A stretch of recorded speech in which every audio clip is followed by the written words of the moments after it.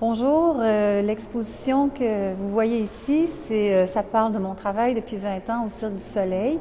Ce sont mes dessins pour chaque spectacle. On voit aussi la façon que je travaille, la recherche par rapport au caractère de chaque personnage qu'on trouve dans chaque spectacle, le processus. Donc, et vous voyez aussi, vous avez aussi la chance de voir quelques costumes terminés, qui sont quand même mon travail, parce que mon travail, c'est quand même de créer des personnages. Je dois dire que quand on m'a dit que j'étais pour exposer dans un musée contemporain, j'ai été surprise au début et j'étais très, très heureuse parce que c'est une reconnaissance parce que je fais quand même partie des arts populaires.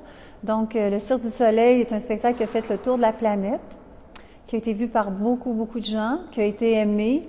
Donc, je pense qu'on a réussi à toucher les gens qui ont un langage universel qu'on a réussi à trouver, puis qu'on puisse exposer notre façon de travailler dans des musées, ça rend accessible à beaucoup de gens ce travail qu'on ne voit pas, qui n'est pas sur la scène, qui est derrière la scène, mais qui, je pense, qui est important à connaître. Ça rend, moi, si c'est pas la première exposition que je fais ici, mais si je voulais investir de l'énergie dans ce travail-là, c'est pour faire profiter au public, aux jeunes, pour leur donner le goût de reconnaître des fois les talents qu'ils ont en eux et pouvoir l'exprimer.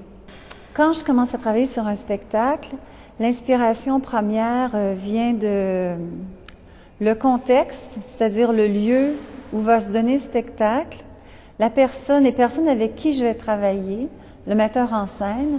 Souvent, le metteur en scène va arriver avec une intuition.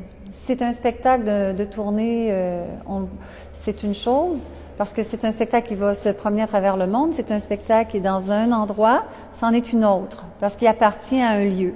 Donc, notre intuition est influencée par le contexte social et le lieu où il va se jouer. Et à partir de là, donc, moi, je vais développer, j'improvise. En travaillant, j'improvise au niveau du dessin. Et c'est à travers l'improvisation, la création de tableaux, qu'il y a des personnages qui apparaissent. Dans ces tableaux-là, le metteur en scène va choisir qu'est-ce qui correspond à son scénario. Et moi, à partir de ce moment-là, je vais commencer à créer le personnage en 3 dimensions. Donc, c'est la recherche des tissus, les couleurs, la teinture au niveau des coiffures. Quelquefois, je m'inspire de la réalité, de photos, de documentation. Je fais beaucoup de recherches quand même, de documentation. J'essaie de m'inspirer, mais je fais une recherche visuelle et quand je me mets à dessiner, c'est quand même la relation avec la page blanche qui est la plus importante. C'est-à-dire qu'il faut toujours laisser venir ce qui est là. Il ne faut pas toujours essayer de comprendre ce qui est devant nous parce que sinon, ce qui est le plus important, c'est que l'imagination doit être portée par le cœur. Donc, ce qui est dans le moment présent, quand on est dans un contexte choisi, tout se présente devant nous, il faut savoir le reconnaître.